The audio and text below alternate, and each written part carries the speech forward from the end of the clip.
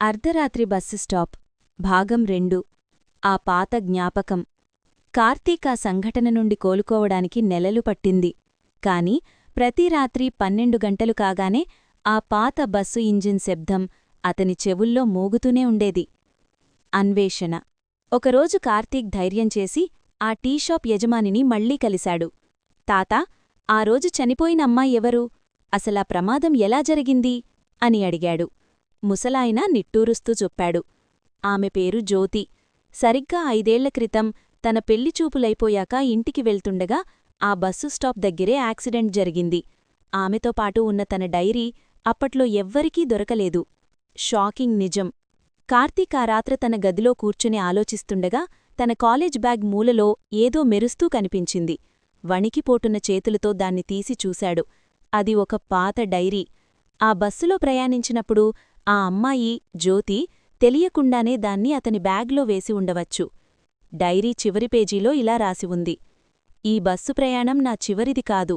ఎవరైతే నా డైరీని చదువుతారో వారు నా మరణానికి కారణమైన వాడిని శిక్షించాలి. మళ్ళీ అదే బస్సు. అకస్మాత్తుగా గదిలో ఉష్ణోగ్రత పడిపోయింది. బయట రోడ్డుమీద బస్సు హారన్ వినిపించింది. పాం పాం. కార్తీక్ కిటికీలోంచి చూశాడు. వీధిదీపం కింద అదే తెల్ల చీర నీడ. ఈసారి ఆమె చెయ్యి ఊపి అతని రమ్మని పిలుస్తోంది.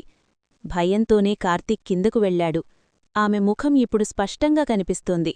ఆమె కళ్లలో బాధకన్నా కోపం ఎక్కువగా ఉంది. ఆమె కార్తీక్కి ఒక ఫోటో చూపించింది. ఆ ఫోటో చూసి కార్తీక్ షాక్ అయ్యాడు. అందులో ఉన్న వ్యక్తి రామాపురం ప్రెసిడెంట్ కొడుకు విశాల్. ముగింపు. తెల్లారేసరికి రామాపురంలో ఒక వార్త దావానలంలా వ్యాపించింది. విశాల్ తన కారులో వెళ్తుండగా పాత బస్సు స్టాప్ దగ్గర కారు అదుపుతప్పి గోడను దీకొట్టి చనిపోయాడు. విచిత్రమేంటంటే అతని కారు టైర్ల గుర్తులేవీ రోడ్డుమీద లేవు. కాని కారు మాత్రం ఏదో భారీ బస్సు దీకొట్టినట్లు నుజ్జునుజ్జయిపోయింది. కార్తీకిప్పుడు ప్రశాంతంగా ఉన్నాడు. అతని టేబుల్ మీద ఉన్న డైరీ మాయమైపోయింది.